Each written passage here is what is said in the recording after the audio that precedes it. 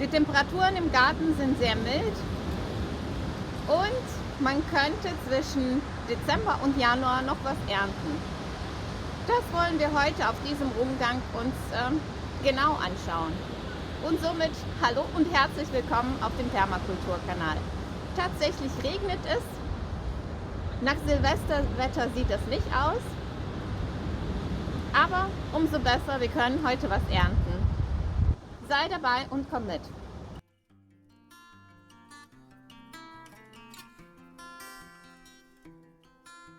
Anfangen möchte ich mit der Vogelmiere. Ein mildes Gemüse, das überall im Garten sich ausgebreitet hat. Mit ein paar Blätter Mangold, eine perfekte Rohkostmahlzeit für den Winter, mit vielen Vitaminen und Mineralstoffen. Diese zwei Pflanzen wachsen auch im Winter bei milden Temperaturen. Ein ewiges Mangoldbeet. Wie klingt das denn? Toll, findest du. Ich auch. Jedes Jahr samt sich Mangold auf dieser Stelle alleine aus und wir haben immer eine Ernte.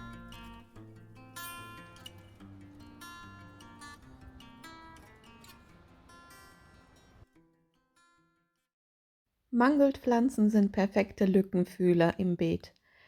Ein, zwei Pflanzen reichen vollkommen aus und die wachsen sogar vereinzelt viel, viel besser. Die einfache Samengewinnung des Mangolds macht die Pflanze sehr, sehr attraktiv für meinen Garten.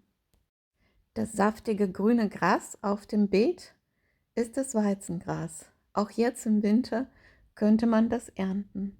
Oder die neue Triebe Brennnessel. Die sind auch schon da. Im Winter verwende ich Brennnessel für einen Tee. Das stärkt das Immunsystem. Viel Vitamin C und viel Eiweiß macht die Pflanze besonders wertvoll. Mein Lieblingsrezept aus Mangold und Brennnessel ist ein Gemüsestrudel. Am Ende von diesem Video findest du einen Link zu der Rezeptbeschreibung. Schwarzer Rettich ist auch eine Wintergemüsesorte, die wir sehr schätzen. Klein gerieben mit Öl, Salz und Pfeffer, nochmal gewürzt, ist das ein perfekter Rohkostsalat. Rettich war eine Folgekultur nach den Kartoffeln. Ausgepflanzt wurde der Rettich im September. Eigentlich siehst du hier eine Sitzbank.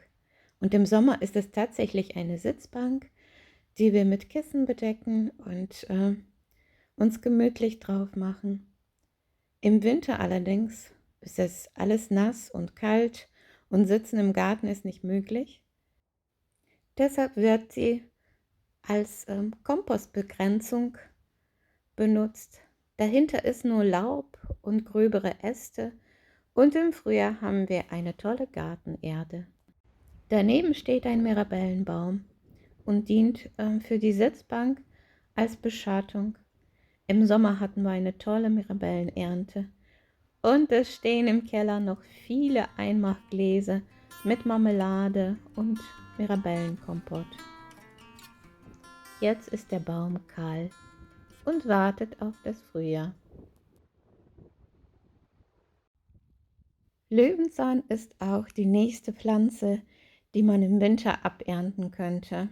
Das sind die zweijährigen Pflanzen und interessant, die treiben jetzt aus, haben ganz zarte neue Blätter. Ein paar kommen immer in einen Rohkostsalat rein. Von Dezember bis März empfehle ich jedem, ein, zwei Triebe am Tag zu essen. Der Löwenzahn ist ein Jungbrunnen. Aus den Blüten im Frühjahr koche ich Löwenzahnblütensirup. Außerdem ziehe ich auch Öl aus den Blüten. Das Rezept lasse ich dir in der Videobeschreibung. Eine weitere wunderbare Pflanze, die wir jetzt ernten, ist die Zitronenmelisse. Für Salate verzehren oder Teemischungen. Die Zitronenmelisse ist sehr mild im Geschmack und hat viele gute ätherische Öle. Zurück zum Löwenzahn. Diese Pflanze lassen wir im Garten wachsen, an manchen Stellen und Wegerand. verbreitet sie sich. Da sie für die Ernährung sehr wertvoll ist eine ganze Menge da.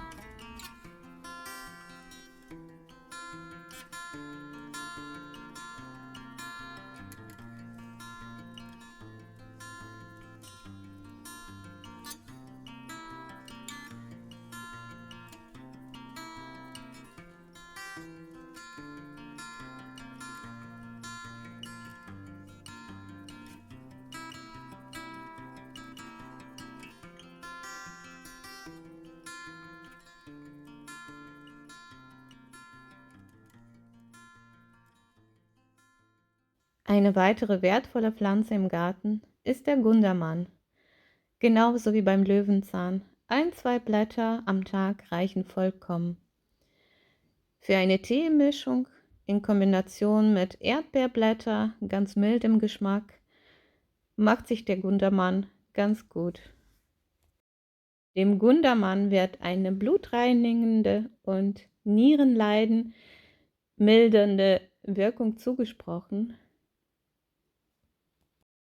Die Vogelmiere.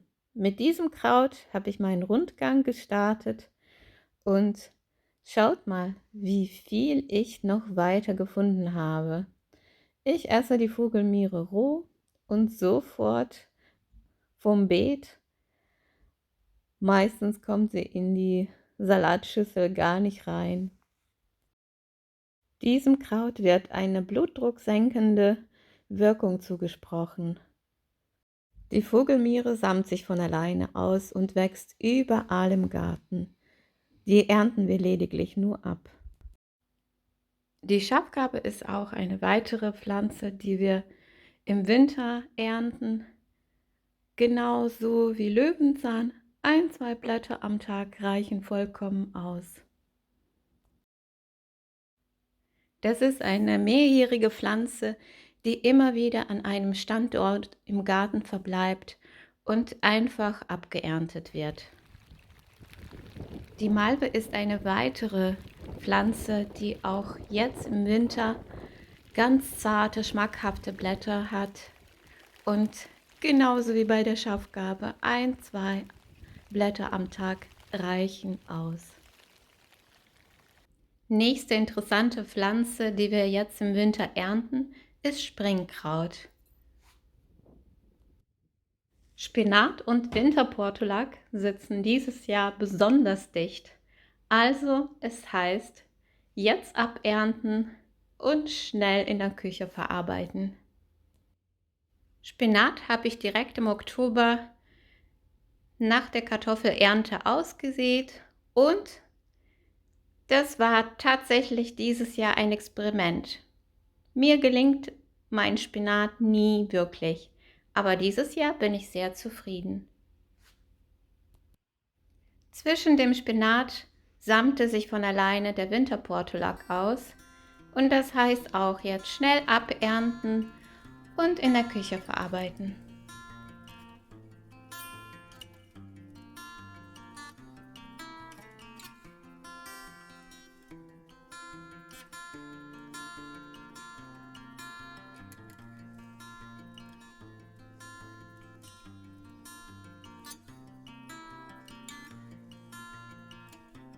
Mein Microgreen-Experiment war ein absolutes Erfolg.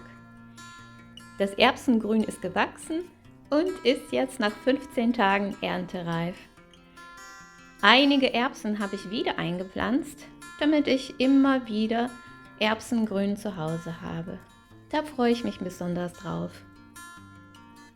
Im nächsten Video bauen wir zusammen eine Mini-Wurmfarm und pflanzen die ersten Tomaten und die ersten Paprika ein.